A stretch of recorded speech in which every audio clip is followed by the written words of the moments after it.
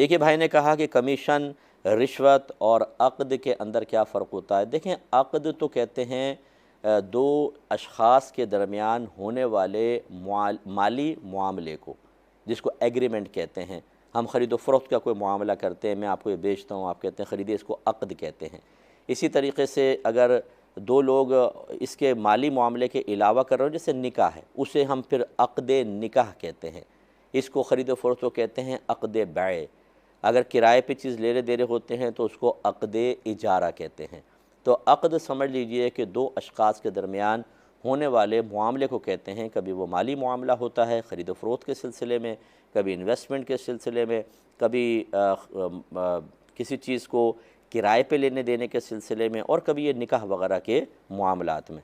دوسرا کمیشن جو ہوتا ہے وہ بھی ایک اجرت ہوتی ہے۔ اصل میں ہم اس کو کمیشن، انگلش کے اندر کمیشن کا نام دیتے ہیں کہ میں اپنی کوئی سروس پرووائڈ کرتا ہوں اور اس سروس کی میں اجرت لیتا ہوں، اس کو کمیشن کہتے ہیں۔ لیکن عمومی طور پہ ہمارے ہاں جو کمیشن کا لفظ استعمال ہوتا ہے وہ ہوتا ہے جیسے پراپرٹی ڈیلر وغیرہ ہوتے ہیں، یا کسی کے کوئی بیچ میں ڈیل کروا دیتا ہے تو وہ اپنی اس سروس پرووائڈنگ کے پیسے لیتا ہے، تو یہ جو وہ لیتا ہے اس کو ہم کمیشن کا نام دے دیتے ہیں۔ ورنہ جو عام طور پہ امپلائی کام کر رہے ہوتے ہیں اس کو سیلری کا نام دیتے ہیں، کمیشن کا نام نہیں دیتے، اگرچہ وہ بھی اپنی سروس کی ایک اجرت لے رہے ہوتے ہیں۔ تو یوں ہوتا ہے کہ ہمارے ہاں مخصوص یہ لفظ استعمال ہو جاتا ہے، لیکن حقیقتاً یہ اجرت ہی ہے۔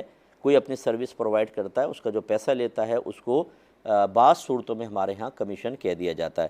اور رشوت جو ہوتا ہے، رشوت کسی کا مال اس طرح لینا کہ شریعت نے اس کی اجازت نہ دی ہو اور وہ چوری ڈاکے وغیرہ کے علاوہ ہو۔ اس کی کوئی مخصوص تعریف نہیں ہوتی، بلکہ اس کی بہت سی صورتیں ہوتی ہیں۔